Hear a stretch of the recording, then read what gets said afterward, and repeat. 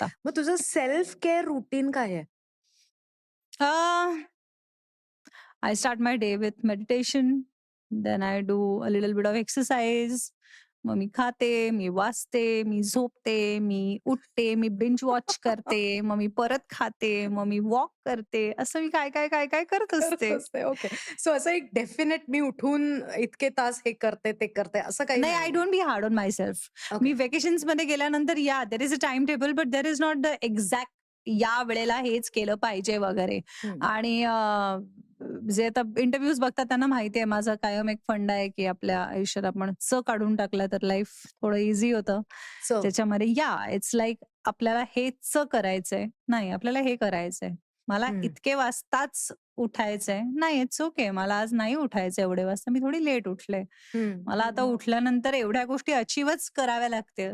Remove that I हं, have to do it. नाही, you are suppose to do it and तुमच्या स्पेसमध्ये घ्या. कारण आपण जेव्हा काम करत असतो ना, तेव्हा तुमच्या आयुष्यात त्या लिबर्टीज नसतात तुम्हाला. तेव्हा हं. तुम्हाला कोणाच्या तरी वेगळ्याच्या हिशोबाने चालावंच लागतं. ती वेळ बरोबर. सांभाळावी लागते. त्याप्रमाणे गोष्टी कराव्या लागतात.